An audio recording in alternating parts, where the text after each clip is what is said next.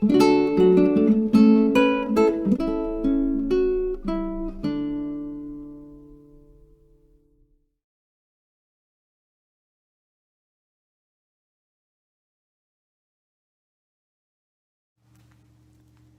morning, everyone. We are continuing on this Wednesday in the book of Galatians, and this is chapter 2 now, verses 1 through 2 and 7 through 14. Brothers and sisters, after 14 years, I again went up to Jerusalem with Barnabas, taking Titus along also. I went up in accord with a revelation, and I presented to them the gospel that I preached to the Gentiles, but privately to those of repute, so that I might not be running or have run in vain.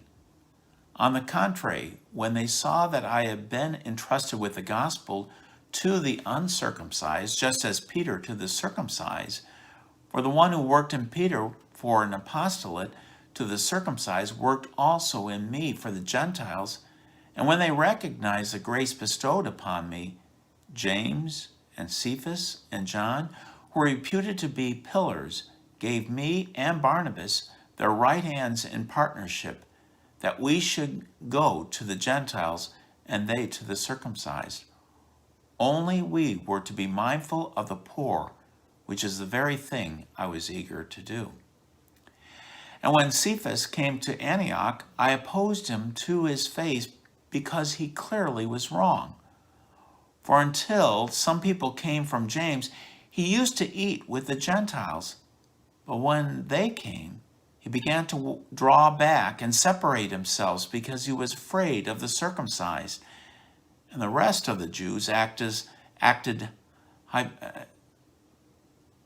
hypocritically along with him, with the result that even Barnabas was carried away by their hypocrisy.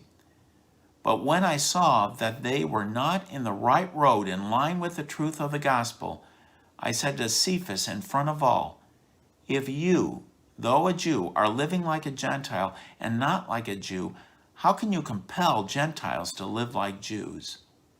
The word of the Lord.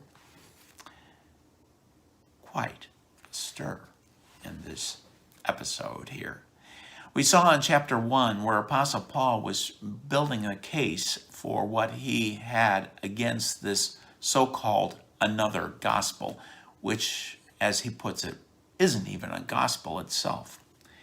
And now we're getting into the nitty-gritty of what his contention was, and that there was sort of a forcing of Gentiles to become Jews in order to participate in the blessings of the Messiah.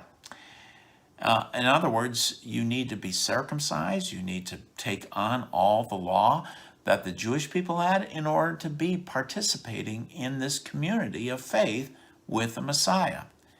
And this really got underneath Apostle Paul's skin for this.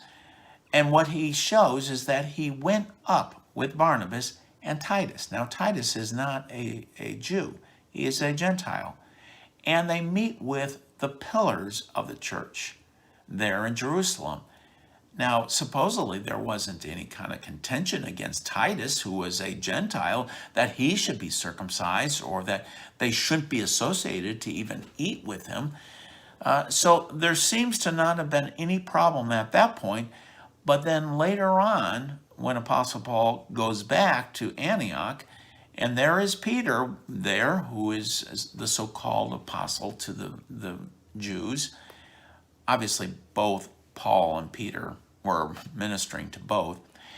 But there in this community there at Antioch, which was composed of both Jews and Gentiles, he begins to kind of withdraw from it because of peer pressure. Peer pressure by those of the group who are supposedly from James. And they felt it was not correct for a Jew to be eating with those who are Gentiles, who are not circumcised and have gone through the whole rites. And this is probably at the church itself, when they would have these agape meals. We're supposing this. We don't know for sure. But at any rate, there is a division within the community.